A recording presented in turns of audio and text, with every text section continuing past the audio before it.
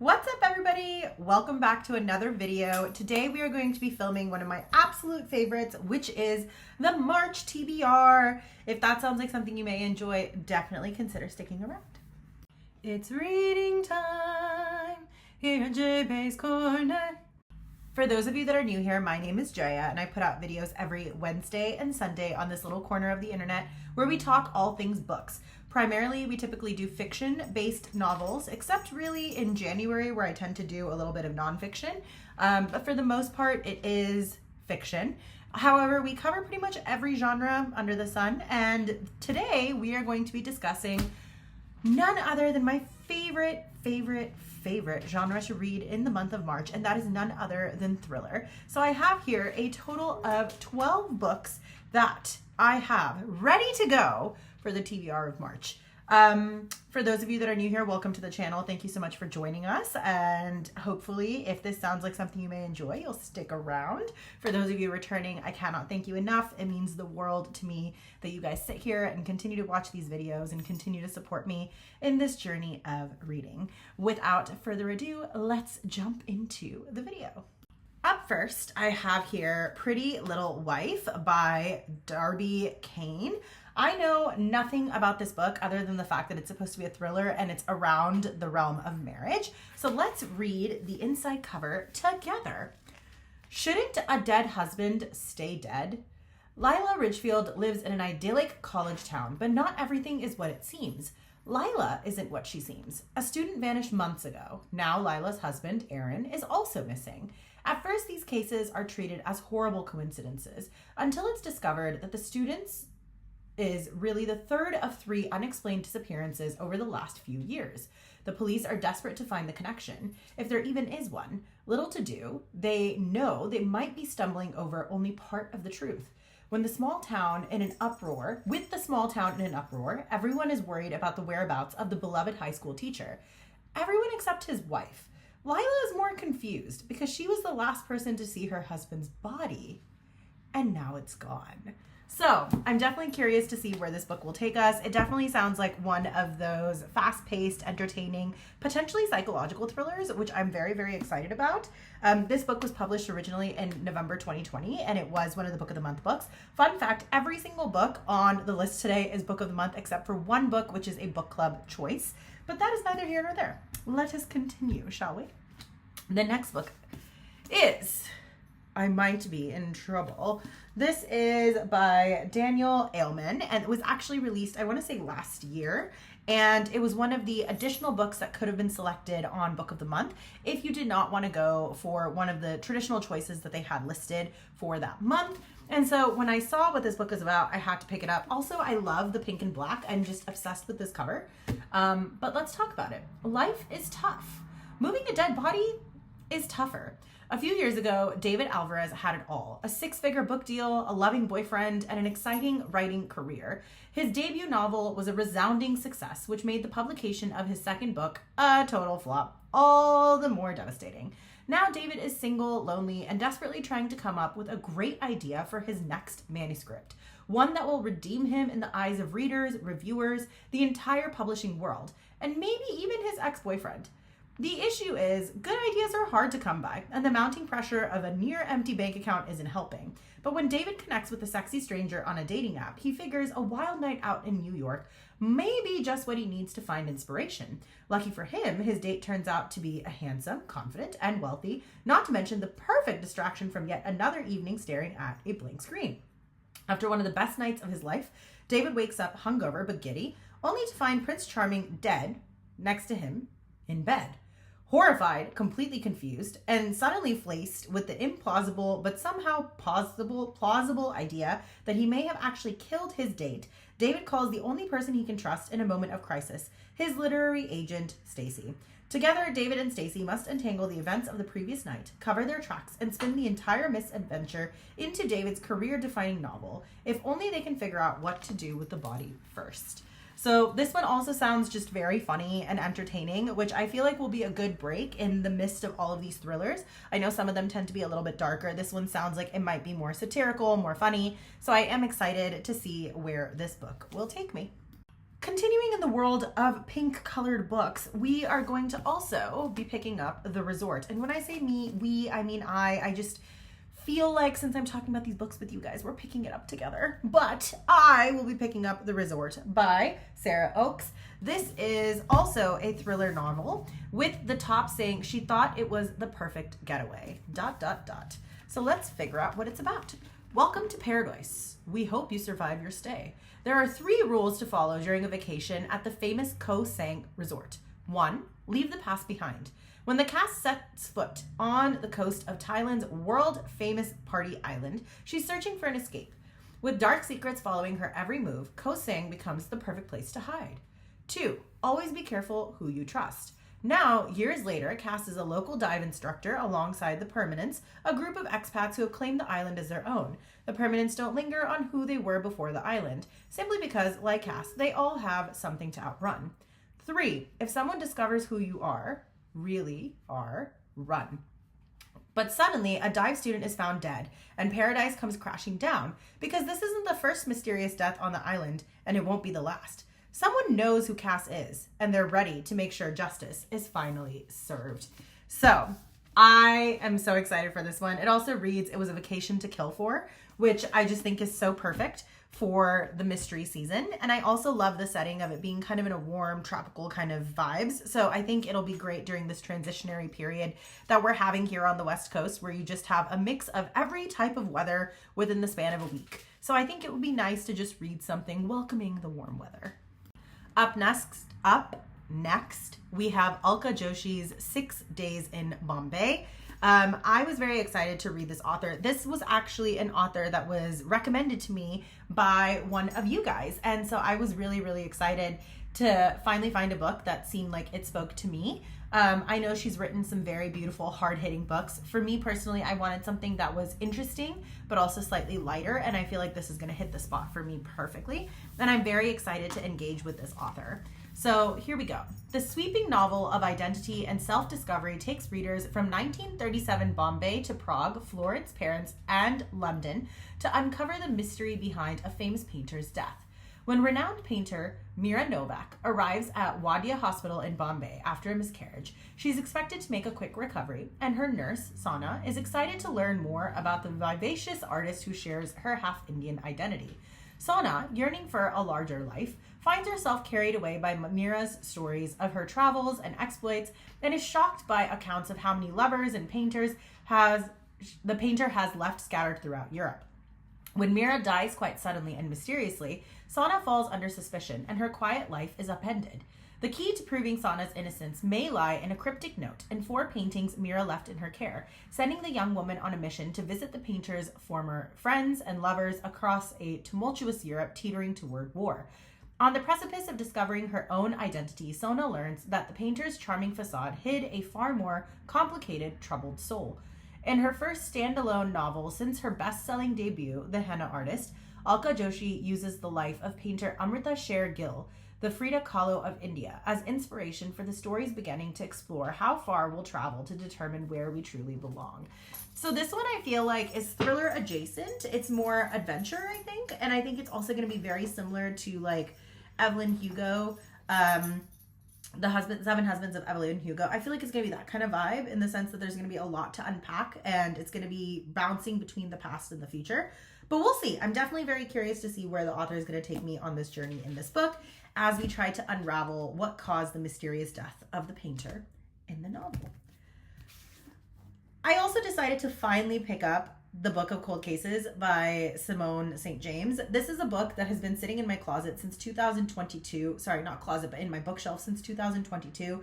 This is the 3rd time I'm trying to pick up this novel and read it, just because St. James' writing is the style of writing where off page 1 you have to pay attention. He just has a very intense way of using literature. And I feel like many times when I've tried to pick up the book, I haven't been in the right headspace. So I'm really hoping this year is the year. Some crimes come back to haunt you. A true crime blogger gets more than she bargained for while interviewing the woman acquitted of 2 cold case slayings in this chilling new novel from the best-selling author of The Sundown Motel. In 1977, Claire Lake, Oregon, was shaken by the Lady Killer murders. Two men, seemingly randomly, were murdered with the same gun, with strange notes left behind. Beth Greer was the perfect suspect, a rich, eccentric 23-year-old woman seen fleeing out of the crime scene. But she was acquitted, and she retreated to the isolation of her mansion.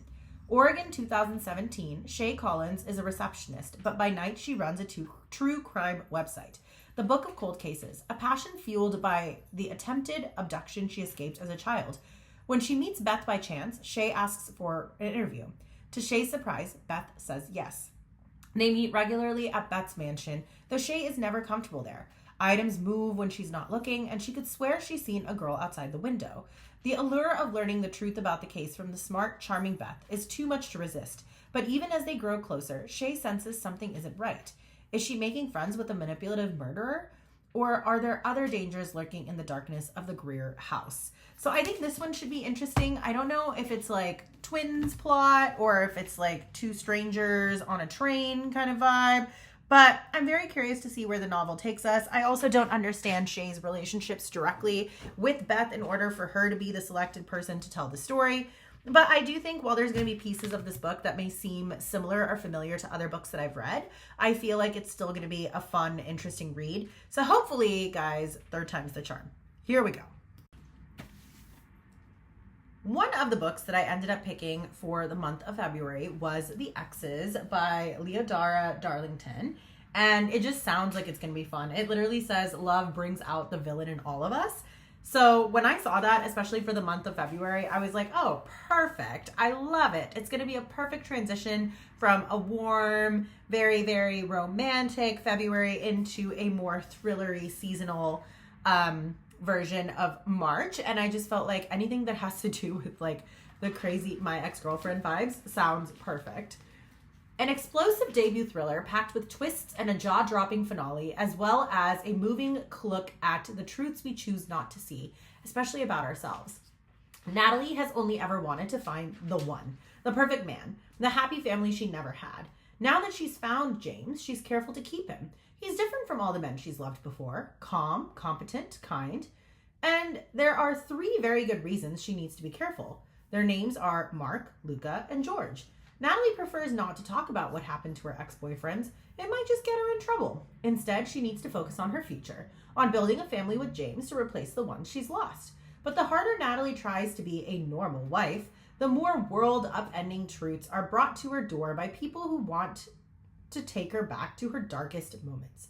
She's left unsure of who she really is, what she's done, and what she'll do next, until a shocking betrayal brings her to a crossroads. Can she and James survive their marriage? And does either of them deserve to? Very fun. I feel like any murdery mystery, especially around a couple, is always entertaining to read.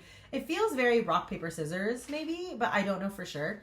But I did really enjoy Alice Feeney's story, so I'm curious to see where this would take us. It could also be very golden couple vibes, but we'll see. We'll see. This is also a book that's been sitting on the shelf for a while. This is one that I've been wanting to read for a while, and it sounds very fun, very adjacent to Frida McFadden type stories or Nita Prose type stories, but basically a governess kind of caught in the wrong spot. This book by Sophie Stava is Count My Lies, and it says, I'm here to help. I'm your friend. You can trust me. Sloane Carraway is a liar. Harmless lies, mostly to make her self-proclaimed sad life a bit more interesting. So when Sloane sees a young girl in tears at a park one afternoon, she can't help herself. She tells the girl's very attractive dad she's a nurse and helps him pull a bee stinger from the child's foot. With this lie and chance encounter, Sloane becomes the nanny for the wealthy and privileged household of Jay and Violet Lockhart, the perfect New York couple with a brownstone, a daughter in private school, and summers on Block Island. But maybe Sloane isn't the only one lying, and all that picture-perfect harbors a much more dangerous truth. To say anything more is to spoil the most exciting, twisty, and bitingly smart suspense novel to come out in years. Careful what you lie for. So I do feel like they're not giving away too much with this book, but I kind of like the idea of it. It feels also very adjacent to First Lie Wins, and I loved that book by Ashley Easton, so I'm very, very excited to read this book for that reason. One of the things that I'm really excited for this March is the fact that two authors that I read for the first time in the past couple of years have finally released books. The first time I saw him is actually the sequel to The Last Thing He Told Me by Laura Dave, and I'm so pumped for where this book is going to be picking off from. And then Anatomy of an Alibi is the second book by Ashley Easton. She also happened to write First Sly Wins. So let's talk about the books. Everyone at Chantilly's bar noticed out-of-towner Camille Bayliss. Red lips, designer heels, sipping a Negroni. But that woman wasn't Camille Bayliss. It was Aubrey Price. Camille Bayliss appears to have the picture-perfect life. She's married to hotshot lawyer Ben and is the daughter of a wealthy Louisiana family. Only nothing is as it seems. Camille believes Ben has been hiding dirty secrets for years, but she can't find proof because he tracks her every move. Aubrey Price has been haunted by the terrible night that changed her life a decade ago, and she's convinced Benjamin Bayliss knows something about it. Living in a house full of criminals, Aubrey understands there's more than one way to get to the truth, and she may have found the best way in. Aubrey and Camille hatch a plan. It sounds simple. For 12 hours, Aubrey will take Camille's place, Camille will spy on Ben, and the two women will get the answers they desperately seek. Except the next morning, Ben is found murdered. Both women need an airtight alibi, but only one of them has it, and one false step is all it takes for everything to come undone. So I'm really excited to read what Aubrey gets herself into in this book. I just think it's going to be so much fun. Very, very, very excited. And then first time I saw him just picks up right where the last book left off. So it's literally 5 years after the placement of the first book. 5 years after her husband, Owen, disappeared, Hannah and her stepdaughter, Bailey, have settled into a new life in Southern California. Together, they forged a relationship with Bailey's grandfather, Nicholas, and are putting the past behind them. But when Owen shows up at Hannah's new exhibition, Hannah knows that she and Bailey are in danger. Hannah and Bailey are forced to go on the run in a relentless race to keep their past from catching up to them. As a thrilling drama unfolds, Hannah risks everything to get Bailey to safety and finds there just might be a way back to Owen. A gripping, rich, and deeply touching novel about the power of forgiveness. The first time I saw him picks up right where The Last Thing He Told Me left off, giving readers the eagerly awaited and absolutely exhilarating sequel to Dave's global blockbuster. I'm so excited for this book, I can't even explain. Next up, I have Best Offer Wins. One thing that my husband and I have been going back and forth on is whether or not we want to buy property. So when I found out there was a thriller written about the world of buying a new home, I was like, I need to read this because it is probably one of the most painful things that we've ever tried to look into. And so we decided that, at least for now, that's not something we're going to prioritize. But this just sounds absolutely amazing. This book was released this past year. In December 2025, and I felt like it was absolutely perfect for this March. An insanely competitive housing market, a desperate buyer on the edge. Marisa Kashino's darkly hilarious debut novel asks, how far would you go for the house of your dreams? 18 months and 11 lost bidding wars into house hunting in the overheated Washington, D.C. suburbs, 37-year-old publicist Margot Miyake gets a tip about the perfect house in the perfect neighborhood, slated to come up for sale in 1 month. Desperate to escape the cramped apartment she shares with her husband, Ian, and in turn get their marriage, plan to have a baby, and whole life back on track, Margot becomes obsessed with buying the house before it's publicly listed and the masses descend, with unbeatable all-cash offers in hand. A little stalking? Harmless. A bit of trespassing? Necessary. As Margot infiltrates the homeowners' lives, her tactics grow increasingly unhinged. But just when she thinks she's won them over, she hits a snag in her plan. Undeterred, Margot will prove again and again that there is no boundary she won't cross to seize the dream life she's been chasing. The most unsettling part, you'll root for her, even as you gasp in disbelief. Dark, biting, and laugh-out-loud funny, Best Offer Wins is a propulsive debut and a razor-sharp exploration of class ambition and the modern housing crisis. I don't know if this is truly thriller, but it just sounds like crazy stalker vibes was perfect for what I was looking for right now, so we will definitely be doing that. Next up, I have Gillian McAllister's Famous Last Words. This book released in February of 2025, and I am very excited to read this book. I feel like it's going to be such a perfect book for the thriller vibes. I've read a few of Gillian McAllister's books before, and I have really enjoyed the writing style, so I'm super excited to see where this book is going to take me. From the author of the bestseller Wrong Place, Wrong Time comes an addictive thriller about a new mother whose world is upended when her husband commits a terrifying crime. How well does she truly know the man she loves, and what danger does she face if her entire life has been built on a lie? It is June 21st. Taco, stop eating the wires. Sorry, guys. My cat is trying to eat all the wires underneath the computer because she's ridiculous. Okay. It is June 21st, the longest day of the year. A new mother, Camila's life is about to change forever.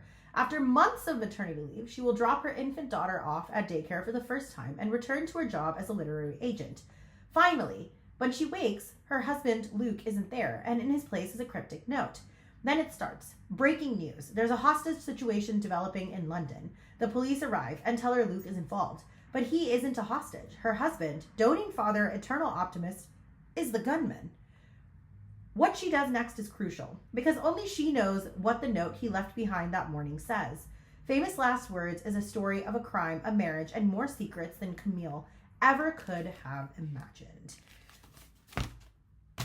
There is a movie. It's an Indian movie. It's called Wednesday. And it's literally this similar concept about a man who's just leading a very happy, simple life. And all of a sudden, he finds himself in a very similar situation. And the story actually follows his role and the conversation he's having with the cops while they're trying to negotiate the hostage situation. And it was probably one of the best movies I've ever seen. So when I found out that this book had been released, but we're telling it from the story point of view of the woman who is dealing with the outcomes of the choices of the gunman, it was one of those that I just had to pick up. Also, my cat really wants to barbecue herself tonight, so we're just going to hold her for the rest of this video because she doesn't seem to understand that flowing electrons, while they might seem cool, are not the best meal choice. Floof. Next up, I have the book How to Kill a Guy in 10 Dates by Shailee Thompson, which just felt like the perfect thriller to start reading as soon as we're coming out of the month of February. This will definitely be the first book that we're picking up for the month of March. So let's read the inside together. When cinephile Jamie Prescott and her best friend Lori attend a speed dating event, Jamie expects to meet some mediocre men and indulge in street food afterward. She doesn't expect one of her dates to have his throat slit during a blackout. As more bodies hit the floor, it becomes clear that dating can be a very dangerous pastime. Armed with makeshift weapons and Jamie's knowledge of what not to do in a slasher, the remaining speed daters try to find an exit while the killer adds to his body count. When Jamie comes face to mask, with the murderer, she begins to suspect he is committing the slayings to woo one of the daters and turn them into a real-life final girl. But Jamie has other plans, and as she fights for her life, she finds herself ensconced in a love triangle with two of the other survivors. Will she make it through the bloodshed to find her happily ever after? Or does this machete-wielding psychopath have another ending in mind? Combination of slasher plus romance. I mean, who doesn't love that? And we have a love triangle. It just sounds perfect. I'm very excited for this book. The last book that's actually on my TBR list, I don't have a physical copy of the book.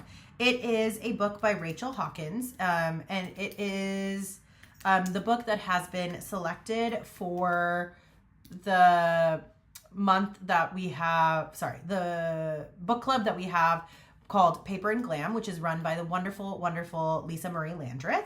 So this year we selected to read The Heiress for March. So here's what we have. The Heiress by Rachel Hawkins is a gothic suspense novel about the notorious wealthy Ruby McTavish, who leaves her fortune to her estranged adopted son, Camden, and his wife, Jules, pulling them back to her family's estate, Ashby House, to uncover dark family secrets, including Ruby's own mysterious past involving a childhood kidnapping and 4 deceased husbands. The book is told from multiple perspectives, including Ruby's letters, and the story follows Jules and Camden as they confront the inescapable legacy of the family and the truth behind Ruby's life and death. So I'm very excited to read that one as well. We will be discussing that on a Wednesday coming up soon near the end of the month. And I'm very, very pumped to jump into the Rachel Hawkins novel. I haven't read too many of her works. I've heard they're absolutely wonderful and that she's a great thriller author. I personally just have not experienced too many of her books before. From my understanding, her books do tend to be a little bit on the darker side.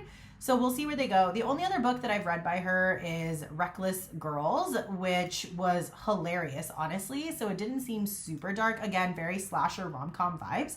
So I'm curious to see where this Rachel Hawkins books will take me.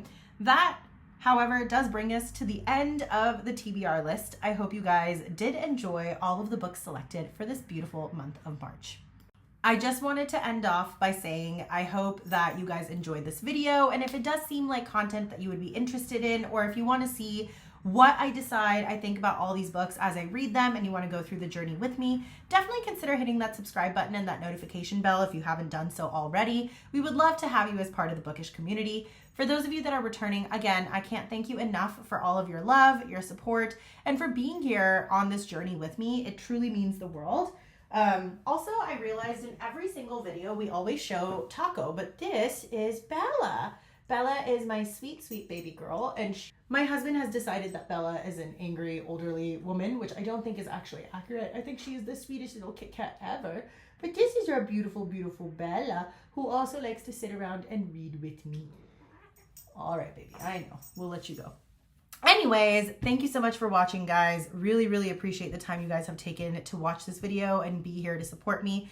And for those of you that are returning again, I can't thank you enough for all of your support with building this bookish community, because it really takes a village, and it's been so much fun to share this passion with other like-minded people. I just wanted to leave everybody with, wherever you are, whether it's morning, evening, or night, I hope you're having a wonderful, wonderful day with all of your loved ones. I hope you're getting plenty of time for self-care and love, and plenty of time to enjoy a good book. I'll catch you guys on the next video. Bye, guys.